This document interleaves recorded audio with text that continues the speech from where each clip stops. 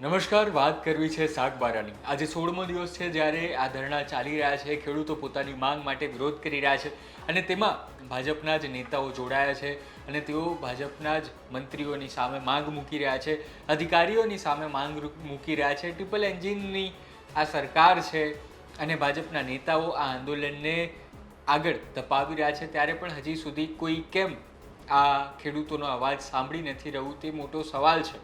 અને હવે શું આ આંદોલનમાં નેતાઓ જે છે તે હતાશ થયા છે તે પણ મોટો સવાલ આવી રહ્યો છે, કારણ કે 16 દિવસ થઈ ગયા છે અને હજી સુધી આ આંદોલનમાં કોઈ સોલ્યુશન નથી આવી રહ્યું, આ વિવાદનો કોઈ નિવેડો નથી આવી રહ્યો।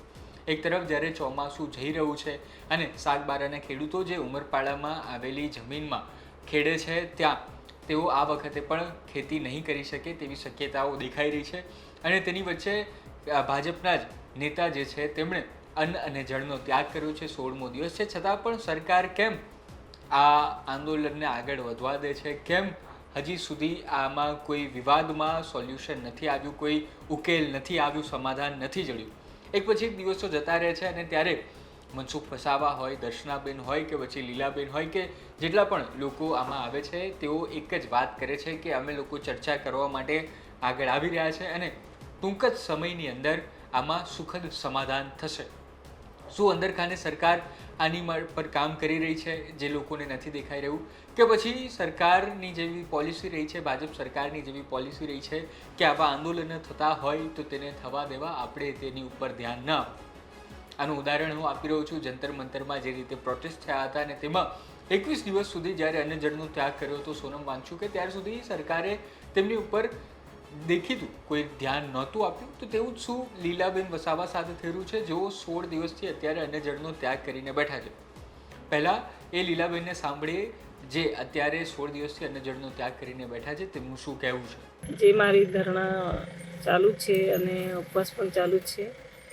હવે ગઈકાલથી મારી તબિયત થોડી લથડી છે અને ગઈકાલથી મારો પ્રેશર બી થોડું વધે છે અને ઉતરે છે એવી રીતે છે, પણ આજે બી એવી જ રીતે છે, તેમ છતાં મારા ઉપવાસો અને ધરણા ચાલુ જ છે। તમે લીલાબેનને સાંભળ્યા, શરૂઆતમાં તેમનામાં જે જુસ્સો હતો, જે ગુસ્સો હતો, જે જોમ દેખાતું હતું, જે લડી લેવાની તેમની ઈચ્છા હતી, તે અત્યારે હવે ધીરે ધીરે ઓછી થઈ રહી છે તેવું તેમના ચહેરા પરથી દેખાશે। કારણ ખૂબ સારું સામે જ છે આપણી કે 16 દિવસથી જ્યારે કોઈ વ્યક્તિ અન્નજળનો ત્યાગ કર્યો હોય ત્યારે તેનું શરીર તેનો સાથ ન જ આપ્યો। પરંતુ સવાલ એ પણ થાય કે જ્યારે એક તરફ સાંસદ એવા મનસુખ વસાવા અને ધારાસભ્ય એવા દર્શનાબેન અને ભાજપના જ સંગઠનમાં રહેલા લીલાબેન, તમામ લોકો જ્યારે શાકબારાના ખેડૂતો માટે લડત લડી રહ્યા હોય અને 16 દિવસ થયા હોય છતાં પણ હજી સુધી કોઈ સમાધાન કેમ નથી આવતું।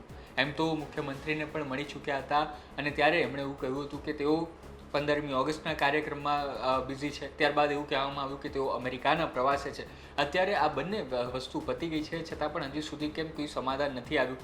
આજ મનસુખ વસાવા જે છે તેઓ પ્રવીણ માળીને પણ મળવાની વાત કરી રહ્યા હતા, તેઓ અર્જુન મોઢવાડિયાને પણ મળવાની વાત કરી રહ્યા હતા, નરેશ પટેલને પણ મળવાની વાત કરી રહ્યા હતા। તમામ નેતાઓ અત્યારે ભાજપ સાથે જોડાયેલા છે, વિપક્ષ પણ આમાં કૂદી પડ્યું છે અને તેવામાં હજી સુધી સોલ્યુશન ન આવતા ઘણી બધી ચર્ચાઓ થઈ રહી છે।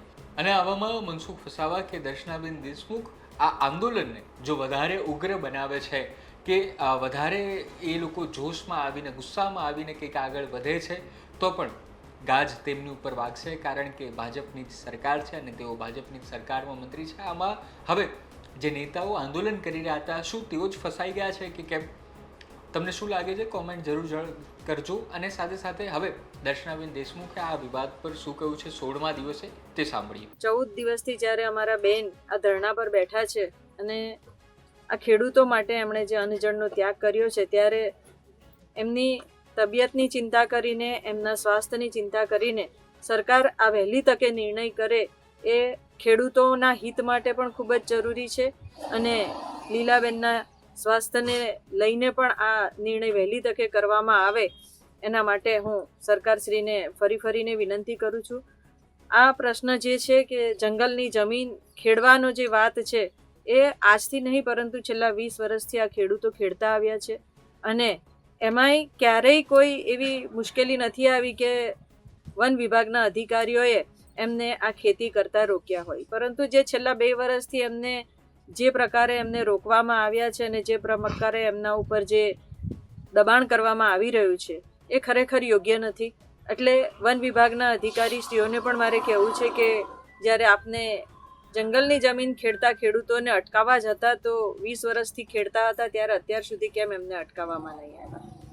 તો આ જે પ્રશ્ન છે એ રીતના એક જ સમાજના લોકોની પ્રત્યે વૈમનસ્ય ઊભું કરવાની જે આ કામ થઈ રહ્યું છે એ ખરેખર ખૂબ જ ખોટું થઈ રહ્યું છે.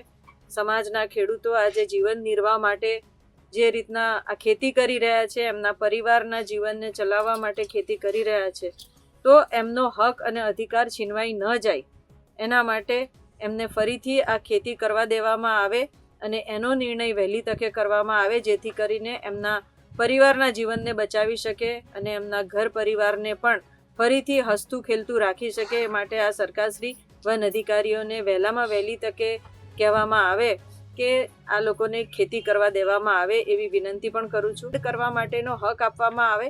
સનદ લેવા માટેના જ્યારે પણ કાગળની પૂર્તતા કરવાની આવશે ત્યારે જે તે ખેડૂતો પોતે પોતાના જે પણ ડોક્યુમેન્ટ છે એ પૂર્તતા કરી દેશે અને એમના દરેકના દાવાઓ પણ પેન્ડિંગ છે.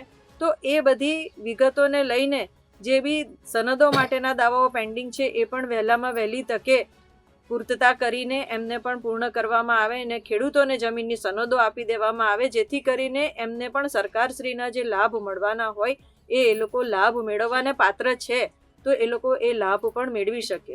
અરે સામાન્ય જનજીવન ગુજારતા મારા આ આદિવાસી ભાઈઓ બહેનોની જે પરિસ્થિતિ છે, અત્યારની આ પરિસ્થિતિ દયનીય પરિસ્થિતિમાં વહેલી તકે નિરાકરણ આવે એ જ જરૂરી છે.